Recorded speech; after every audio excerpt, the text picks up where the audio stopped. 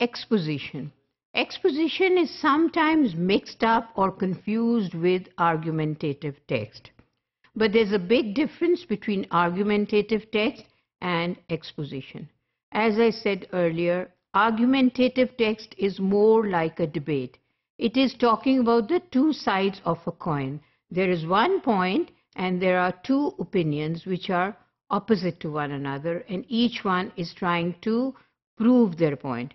Whereas in the exposition text, it is not necessary that there are two opinions. So there won't be a divide between an idea. There won't be a contrast and comparison. It would be something, a point which is being pursued by somebody. So it can be just one-sided point. It does not necessarily have to be argued with somebody. It is my belief, I want to pursue it, and then I keep on working on it. That would be a type of exposition text. Now, exposition text is not really very common with low-level students or primary school children, because it is a bit of an advanced writing. Because, for example, exposition texts are used in campaigns. The campaign the company is running is saying something which the company believes in, and therefore the campaign is emphasizing on that certain point. That is one good example of exposition.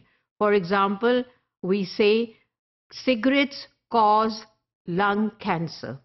So this could be a point of exposition on the part of the campaign that is being run. So when we say cigarettes cause lung cancer, we have a point, we have a belief, and then we try to pursue on that using different evidences, giving different references in order to stay on our stance. So you can see there is a difference between exposition text and argumentative text, because argumentative text must have a divide. It must have one opinion and then it must have an opinion against that one opinion.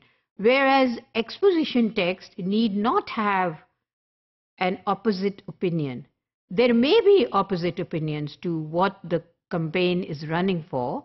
Some people might say, maybe some scientists would say, no, this is wrong. Cigarettes do not cause lung cancer. There are other things. But at that moment, they are not coming forward to say that to the campaign. So when the students are asked to write an exposition text, they would not require to add in or insert the second part, which is very common in the argumentative text, where you have to have a divide between the two parties and the two parties must give their opinions. In the exposition text, when the students are required to write exposition text, they need to take one point. It is suggested that the teacher gives them an options of different points to choose from, because sometimes if one topic is given to the students to write an exposition text, maybe the students do not believe in that. Like, for example, in one of the cases in an examination paper, the students were asked to write exposition text. There was only one topic given to them, and the topic was corporal punishment helps the students to discipline themselves.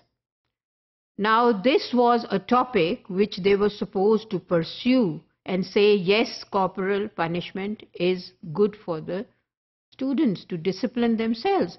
But the students who were 18 years old were not in favor of corporal punishment. So they did not write much on it. They could not write an exposition text on it because the exposition text was supposed to be writing on the topic given. They were supposed to follow that point, pursue that point as an exposition text, because the question said write an exposition text. So it was not valid information for the students. Therefore, the students must be given more options in order to write an exposition text.